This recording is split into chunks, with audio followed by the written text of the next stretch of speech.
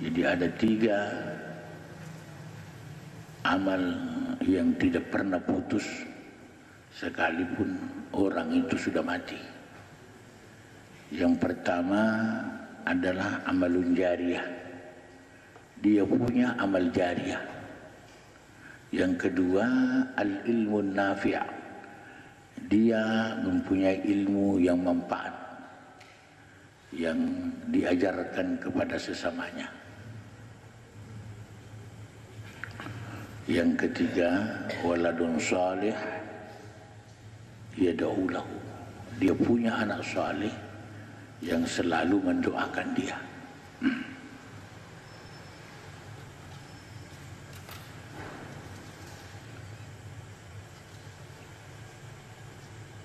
Niat kita untuk belajar bukan hanya semata-mata untuk kita pintar. Iya. Jadi nawaitu kita itu untuk belajar bukan untuk semata-mata bisa pintar. Tapi lebih daripada itu, agar supaya kita bisa beramal dengan ikhlas. Ya. Sebab sekalipun banyak yang kita amalkan, kalau kita tidak ikhlas, itu tidak mungkin kita bisa dapatkan amalan-amalan kita. Jadi itu ditegaskan Allah di dalam Al-Quranul Karim, wa ma umiru illa liya'budullaha mukhlishina lahuddin. Tidaklah engkau kuperintahkan menyembah kecuali dengan ikhlas. Itu. Namun keikhlasan tanpa ilmu itu tidak mungkin. Tidak mungkin kita peroleh. Dan ilmu juga tanpa pengamalan tidak mungkin kita bisa peroleh yang disebut ikhlas itu. Jadi dia saling ada keterkaitan satu sama lain.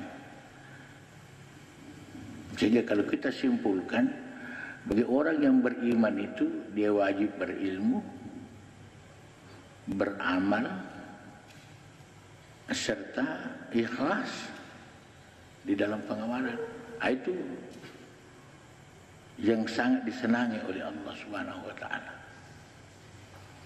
Jadi dia beriman, berilmu, beramal, serta ikhlas. Ini yang pertama-tama ditanamkan Rasulullah sallallahu alaihi wasallam. Jadi dakwah periode Makkah itu mencakup atau terkhusus kepada penekanan rohani, akidah, keyakinan itu. Jadi sejak turunnya Iqra bismi rabbikal ladzi khalaq, sejak itu Rasulullah memulai suatu dakwah. Iqra ini adalah merupakan kalimat perintah membaca. Ya. Di dalam Al-Quran itu tidak ditegaskan apa yang disuruh baca oleh Allah kepada Nabi. Nih, pendapat umum selalu berasumsi bahwa yang disuruh baca itu adalah Iqra. Itu pendapat umum.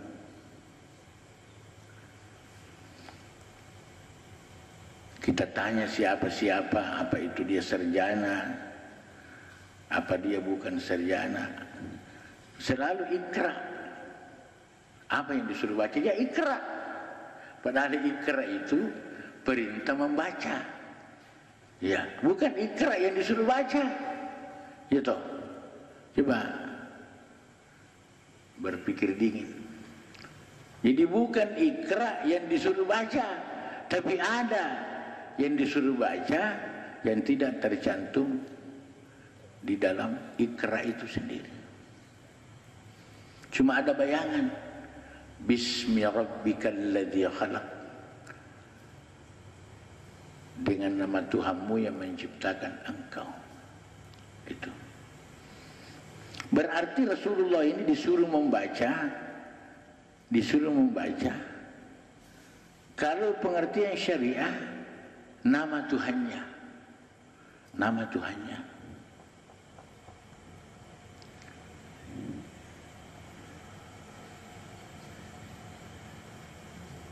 Kalau pengertian hakikat, dia disuruh mengenali Tuhannya. Iya. Bukan disuruh membaca. Disuruh mengenali Tuhannya. Karena tidak mungkin orang bisa menyembah kalau tidak mengenali yang disembah. Nah, ini modal. Kenapa Iqra ini yang pertama sekali turun? Ya. Iqra ini akan berlangsung terus sampai hari kiamat. Tidak pernah kita berhenti Iqra. Kita selalu disuruh membaca, kita selalu disuruh belajar. Lalu yang disuruh baca itu tidak tertulis di situ. Jadi kita disuruh berpikir, apa yang disuruh baca ini? Apa yang disuruh baca? Maka di dalam Al-Quran itu juga Allah Subhanahu wa Ta'ala dengan nada tanya, apalah ta'qilun? Apakah kamu tidak punya akal? Apalah tatafakkarun? Apakah kamu tidak berpikir? La'allakum tatafakkarun, mudah-mudahan kamu berpikir. Karena ada Quran yang bisa dibaca yang tersurat, ada yang tersirat. Itu yang jarang orang bisa baca. Cuma kebanyakan orang bahkan diperlombakan, yang tersurat ini diperlombakan dengan istilah musabaqah. Setiap tahun itu ada musabaqah, diperlombakan itu. Tapi itu yang tersurat. Tapi yang tersirat orang tidak mau pusing mencari. Padahal yang tersirat itulah yang merupakan inti, yang merupakan hakiki.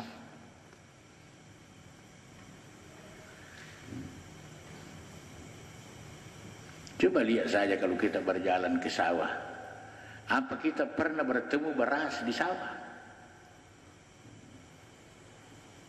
Nih? Apa pernah melihat beras di sawah? Yang ditemukan apa?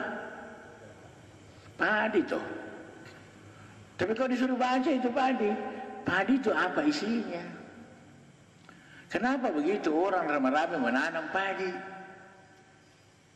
Itu karena ada di situ isinya yang menjadi hajat orang banyak. Kalau itu tidak ada, sama umpamanya kalau kita lihat itu padi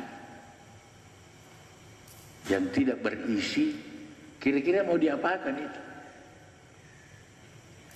Tentu dibuang saja, tidak ada gunanya.